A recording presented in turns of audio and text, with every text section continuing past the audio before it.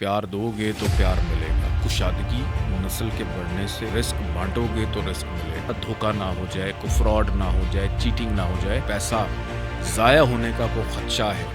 یہ آپ کا رک جائے گا۔ السلام علیکم ناظرین، ہم نے آج سید محمد علی زنجانی صاحب سے یہ جاننا ہے کہ بہت سارے لوگ اچھی خاصی دولت ہونے کے باوجود، اچھا خاصا کاروبار ہونے کے باوجود انتہائی کنجوس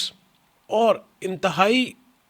بری کیفیت میں رہتے ہیں۔ ان کی جو حالت زندگی ہے، حالت زار ہے، وہ بہت تکلیف دہ ہوتی ہے، جبکہ ان کے پاس پیسہ بھی ہوتا ہے اور بہت سارے لوگ ان سے خفا بھی رہتے ہیں، ان سے پریشان بھی رہتے ہیں اس عادت کی وجہ سے۔ آپ ایسے لوگوں کے بارے میں کیا کہتے ہیں؟ بہت شکریہ بخیر صاحب آپ کا۔ سب سے پہلے تو میں اسٹرالوجیکلی اس کی تھوڑی سی دلیل دیتا ہوں، پھر اس کے بعد وظیفے بھی جی مانگوں گا۔ دیکھیں، ہماری اسٹرالوجی کے اندر جو پیسے کا خانہ ہے، اس کا تعلق کشادگی نسل کے بڑھنے سے، خوش خوراکی سے بھی ہے، کہ جیسے اللہ تعالیٰ نے کہا کہ رزق بانٹو گے تو رزق ملے گا، پیار دو گے تو پیار ملے گا۔ تو جس شخص نے اپنی زندگی میں دینے والا جو عمل ہے وہ نہیں رکھا، جیسے فزکس کا لا ہے کہ for every action there is a reaction, reaction.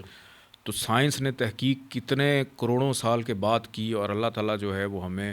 پہلے ہی بتا رہا ہے۔ تو آپ جب تک اپنی زندگی میں اس ایلیمنٹ کو ختم نہیں کریں گے، لوگ یہ کہتے ہیں کہ کفایت شعری ایک اچھی چیز ہے کہ جو فضول خرچی کی طرف نہ لکھے جائے، لیکن اگر آپ بالکل کنجوس بن جائیں، اگر میں آج 10 کروڑ روپیہ یا 5 کروڑ روپیہ یا 1 کروڑ روپیہ یا 10 لاکھ روپیہ اپنے پاس روک لیتا ہوں کہ میں برے وقت میں اس کو استعمال کروں گا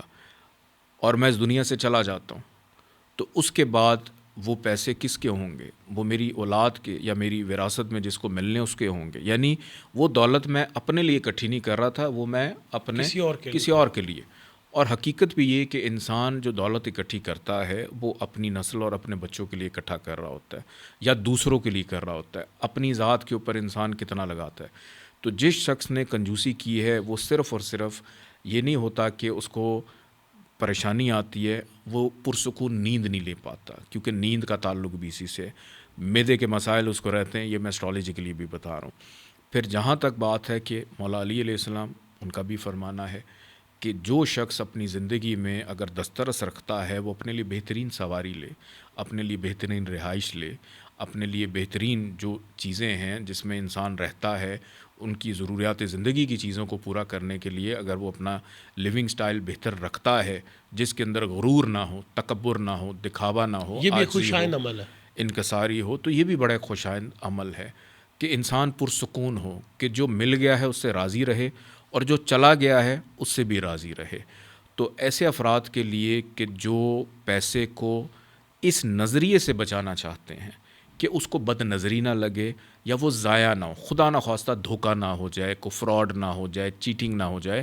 تو آپ جو بھی ایک فرض نماز پڑھتے ہیں اس کے بعد، یعنی نماز پڑھ لینے کے بعد جب آپ فارغ ہو جائیں تو آپ سجدے میں دوبارہ چلے جائیں۔ اگر آپ 21 دفعہ یا ذوالجلال والاکرام پڑھ لیتے ہیں تو اگر کوئی دھوکہ ہونے والا ہے، کوئی فراڈ آپ کے ساتھ ہونے والا ہے یا کوئی پیسہ ضائع ہونے کا کوئی خدشہ ہے، یہ آپ کا رک جائے گا۔